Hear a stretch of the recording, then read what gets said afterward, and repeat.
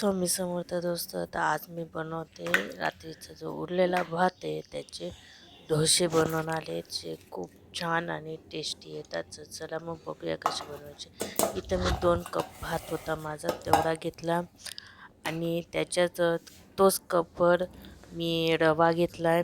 तुम्ही जाड बारीक कुठलाही रवा घेऊ शकता, जाड असला तरीही चालेल. त्याच कपवर अर्धा कप मी दही घेतलेली आहे आणि त्याच कपमध्ये मी पाणी घेतलं आणि तेवढं कपभर पाणी पूर्ण टाकून दिलं आणि नंतर मग हे मिक्सरमधून काढून घ्यायचं आहे. बारीक पेस्ट करून घ्यायची मिक्सरमधून. 1-2 फेरे फिरून घ्यायचे. त्यानंतर मग चला मग आता हे मी मिक्सरमधून काढून घेतलेले तुम्ही बघू शकता. खूप छान अशी पेस्ट तयार झालेली ही बघा, तुम्ही बघू शकता. अगर जास्त घट्ट झाले असेल तर तुम्ही पाणी टाकू शकता, पण पातळ झालं तर तुम्ही काहीच करू शकत नाही.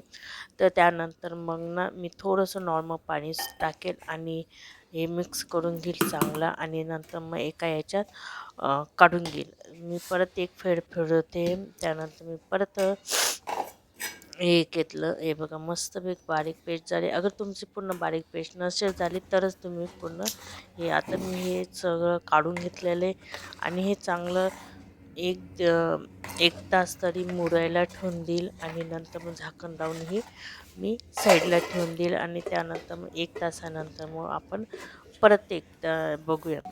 तर इथं 1 तास होऊन गेलेला आहे. त्यानंतर हे बघा मस्तपैकी हे मुरून गेलेलं आहे. मी आता तुम्हाला मस्त काढून दाखवते. बघा मस्तपैकी घट्ट झालेलं आहे. जास्त पातळ नाही व्हायला पाहिजे. नॉर्मल आपल्याला डोस्याला जसं लागतं तसंच घ्यायचं आहे. त्यानंतर मग इथं थोडंसं बेकिंग सोडा टाकायचा आहे आणि नंतर मग चवीनुसार मीठ टाकायचं. मीठ टाकून ते सगळं व्यवस्थित मिक्स करून घ्यायचे.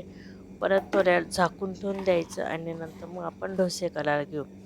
डोसे खूप छान येतात आणि जाळीदार येतात, जसे आपले नॉर्मल डोसे येतात तसेच येतात.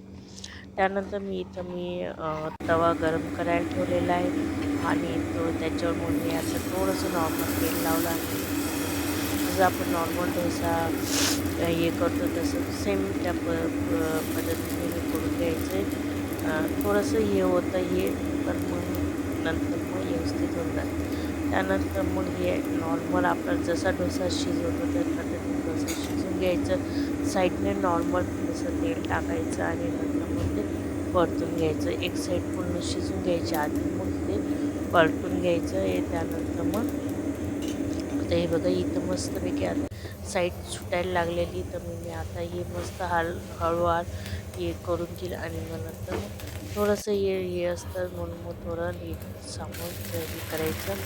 त्यानंतर तुम्ही बघू शकता कलर किती छान कलर आलेला आहे. हे बघा मस्तपैकी कलर आलेला असेल, अशाच कलर यायला पाहिजे मस्तपैकी. आणि हे गरम गरम खायचे कुरकुरीत आणि टेस्टी येतात मस्तपैकी. हे बघा बघू शकता किती छान आपले डोसे तयार आहेत.